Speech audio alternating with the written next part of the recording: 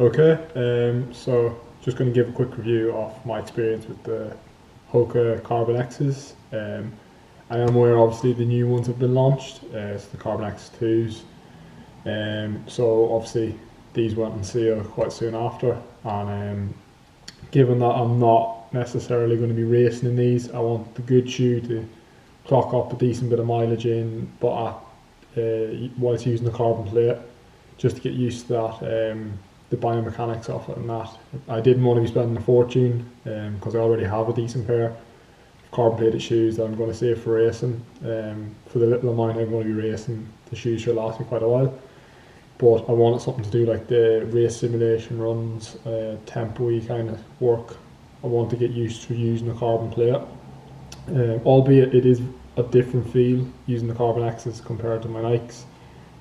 I still feel like they're an excellent shoe for training in. For a lot of people, these will do fine for racing as well.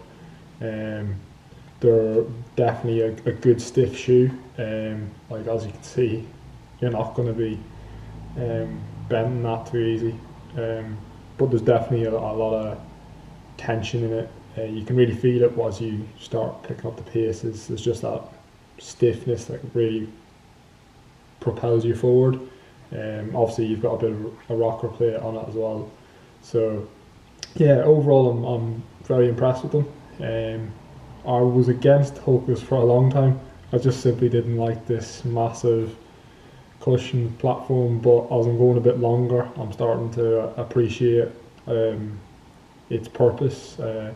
One thing I will say is the cushion in this is slightly better for the longer stuff, especially training sessions, than my Nike Zoom Fly 3s. So the Zoom Flies are just that little bit more stiffer, which is great for racing, but when I'm training I don't necessarily want that stiffness there all the time. So these are a welcome change, just a little bit more cushioned. And yeah, I quite like the colour scheme. It's definitely an attractive looking shoe.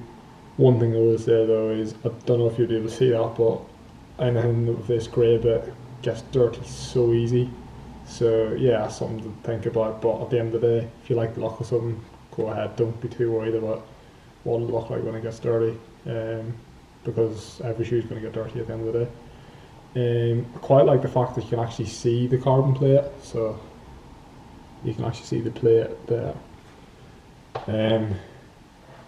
It's quite nice to see the engineering that's went into these new carbon plated shoes. They are very snug around your heel, so initially I did find it a bit of discomfort on my Achilles, but the more I use them, the more I'm kind of getting used to that feel, and you just kind of adapt to them. But yeah, they're very breathable. It's quite a thin material here, and it's almost vented a bit, so definitely you won't be getting any hot fur or feeling like your feet are swelling or anything like that. There's adequate breathing there, and there is enough support in the heel, but they don't necessarily, it's not a rigid support. As you can see, the full shoe is very much movable, and you can adapt it to your foot. It does get a bit stiffer on the heel as you'd expect, but not to the extent of anything like an Asics or anything like that. So yeah, so obviously it includes the ProFly X foam, which is Hoka's equivalent to what Nike have as their Zoom X foam. So obviously the carbon plate alone it'll only get you so far. The foam that's in these shoes nowadays, it's been engineered to complement that, so you get extra energy conservation from the plate, but the foam helps that conservation remain in the shoe and propel you forward. So it's the two working in harmony is what really matters. And like I said, the ProFly X foam is a bit more cushioned than the Zoom X foam. So yeah, definitely a good shoe. Definitely going to be my race simulation shoe and training shoe. I must say, chances are if I was going to do a marathon this year, this would be the shoe I'd do it in. I have done half marathons in the Nike Zoom Flies, the Zoom Fly 3s, but I do definitely think that I don't think I'd like to do a full on them. They're just, when you put them on, you're very much aware that you're sacrificing comfort for performance, whereas with these you don't really feel that as such. This feels like a comfortable shoe at the same time. So yeah, just something to bear in mind. The longer you're going, the more comfort plays a role. You can get away over half marathons suffering a bit of pain.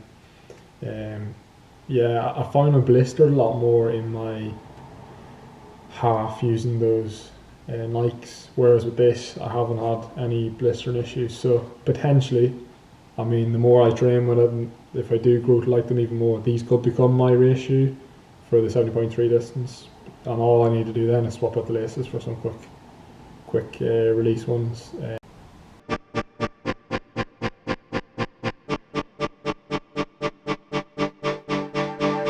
Okay, so let me know what you think of that review of those shoes. If you've any other questions that you want me to answer, feel free to comment down below. But other than that, please like and subscribe, and hopefully we'll get more reviews of different products coming. So I've recently bought a Wahoo Rival watch, so I'll give you my first impressions on that and see how it goes after that, okay?